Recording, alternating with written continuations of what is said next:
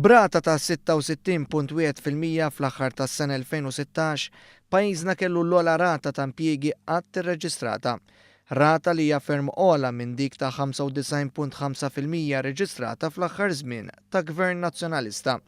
Fil-fatt f'din il-leġislatura r-rata ta' impjiegi żdiedet iktar minn kemm kienet żdiedet bejn l-2000 u l-2013 magħduda flimkien. ċifri maħruġa mill-Uffiċċju Nazzjonali tal-Istatistika juru li f'Diċembru li għadda kien hemm kważi 193,000 persuna jaħdmu full-time. Żieda ta' 11% fuq dawk li kienu jaħdmu fl-istess xahar tal-2012. Fl-istess jum li ħarġet din l-istatistika reaġixxa l-Partit Laburista fejn semma wkoll iktar suċċessi li nkisbu f'dawn l-aħħar 4 snin. L-avukat Gavin Gulija fil-waqt li fakkar kif it-tkabbir ekonomiku qabeż l-aspettattivi, irrimarka wkoll li l-ekonomija ma tiffunzjonax biss bl-interventi tal-gvern. Fil-fatt il-politika mħadna hija waħda li tixpruna lis-settur privat li huwa l-mutur tal-ekonomija Maltija. U fil-fatt qed jirrispondi tajjeb dan is-settur propju għaliex qed jiġi reġistrat dan it-tkabbir ekonomiku qed jiġi reġistrat ukoll l-impjiegi.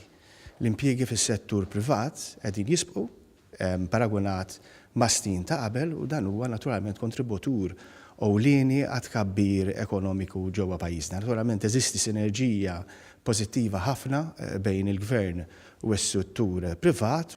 Id-deputat Laburista Silvio Xkembri fakkar li xejn ma jsir kombinazzjoni. Fost il-miżuri nistgħu nsemmu childcare centers b'xejn li allura ta' stimolu kbir ħafna lil dawk in-nisa b'mod partikolari li qabel kellhom xkil biex imorru jaħdmu llum neħejnilhom dak l-ixkil, kellna wkoll benefiċċji ta' work benefit kif ukoll ta' tapering tal-benefiċċji soċjali fejn hemmhekk rajna l fuq minn 3,600 persuna li daħlu ġodda fid-dinja tax-xogħol li qabel kienu jirreġistraw, kellek inċentivi oħra mbagħad fosthom l-income tax. Sostna li fil-waqt li jemmen li wettaq ħafna, il-gvern huwa determinat li jagħmel iktar, fost oħrajn semma diskussjoni dwar it-titjib fil-paga minima.